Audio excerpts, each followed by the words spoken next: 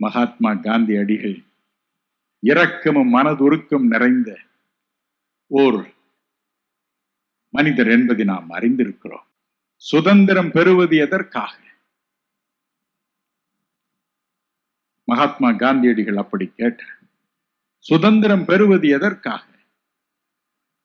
ஒவ்வொரு இந்தியனின் கண்களில் உள்ள ஒவ்வொரு சொட்டு கண்ணீரையும் தீர்ப்பதற்காக. 91% இந்தியருடைய கண்ணீரை துடைப்பதற்கல்ல, 99% அல்ல, 100%. ஒவ்வொரு இந்தியனின் கண்களில் உள்ள ஒவ்வொரு சொட்டு கண்ணீரையும் துடைப்பதற்காக. இது எதை காண்பிக்கிறது?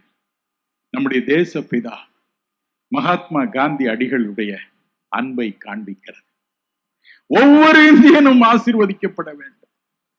ஒவ்வொரு இந்தியனுடைய கண்ணீரும் துடைக்கப்பட வேண்டும். அதுதான் அவருடைய வாஞ்சை. உள்ளத்தில் அவர் கொண்டிருந்த மனது உருக்கம், அன்பு, பாசம். அப்படிப்பட்ட ஒரு மனிதரை நாம் இனி எங்கே காணப்போகிறோம்? என் அப்பன் இயேசுவை பாருங்கள். தேவாதி தேவனின் மனுஷ அவதாரமாகிய இயேசுவை பாருங்கள். ஒரு நாள் மாலை சூரியன் அஸ்தமித்த பொழுது, இப்படிப்பட்ட நேரத்தில் திரளான மக்கள் அவரிடம் வந்தார்கள். நோயினால் வாடினவர்கள், அசுத்தாவினால் வாடினவர்கள். வேதம் என்ன சொல்கிறது? லூக்கா 4:40 வாசிக்க கேட்போமா? லூக்கா 4:40. சூரியன் அஸ்தமித்த போது ஜனங்கள் எல்லாரும் தங்களுக்குள்ளே பல பல வியாதிகளால் வருத்தப்பட்டவர்களை அவரிடத்தில் கொண்டு வந்தார்கள். அவர்கள் ஒவ்வொரு மேலும் அவர் தம்முடைய கைகளை வைத்து அவர்களை சொஸ்தமாக்கினார். அவர்கள் ஒவ்வொருவர்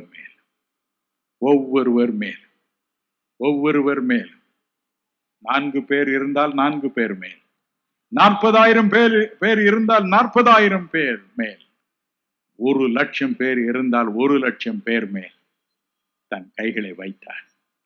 ஒவ்வொருவரையும் சுகமாக்கினார். அன்பு, மனதுருக்கம். என் அன்பிற்குரியவர்களே, தைரியமாயிருங்கள், சந்தோஷமாயிருங்கள். இன்று மாலை அவர் உயிரோடு இருக்கிறார். வேதம் சொல்லுகிறது, வெளிப்படுத்தின விசேஷம் 1:18, மரித்தேன் ஆனாலும் சதா காலங்களிலும் உயிரோடு இருக்கிறேன். எபிரேயர் 13:8 சொல்கிறது, இயேசு கிறிஸ்து நேற்றும் இன்றும் என்றும் மாறாதவராய் இருக்கிறார். அவருடைய அன்பு மனது உருக்கமும் மாறி போகவில்லை. நாம் ஜெபிக்கும் நேரத்தில், இன்று இரவு அவரை நோக்கி கதறப்போகும் நேரத்தில் அவர் வருவார். எங்கே 2 பேராவது 3 பேராவது என் நாமத்தினாலே கூடியிருக்கிறீர்களோ அவள் மத்தியில் நான் இருக்கிறேன் என்று சொன்னவர் இறங்கி வருவார். அன்று 2000 ஆண்டுகளுக்கு முன்பு தம்மிடத்தில் கொண்டு வரப்பட்ட ஒவ்வொருவர் மீதும் தன் கரங்களை வைத்தது போல உங்கள் மீதும் வைப்பார். உங்கள் ஜெபத்தை கேட்பார். உங்கள் நோய்களை குணமாக்குவார். வலிகளை மாற்றுவார். கண்ணீரை மாற்றுவார். ஆனந்த கண்ணீரை கொடுப்பார். வேதம் சொல்கிறது, புலம்பலுக்கு பதிலாக ஆனந்த தைலத்தை கொடுப்பாரா? அதற்குத்தான் அவர் இறங்கி வந்தாரா?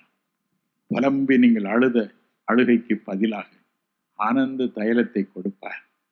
உலகம் தரக்கூடாத சந்தோஷத்தை கொடுப்பார்.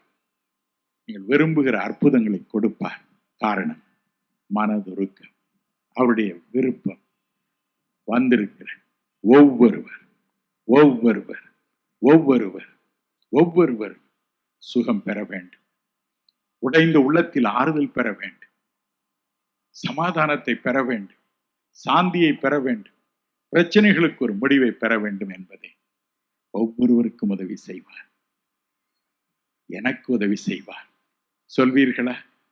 உங்கள் வாயை திறந்து, இயேசு எனக்கு உதவி செய்வார். சொல்லுங்கள் பார்க்கலாம். இயேசு எனக்கு உதவி செய்வார்.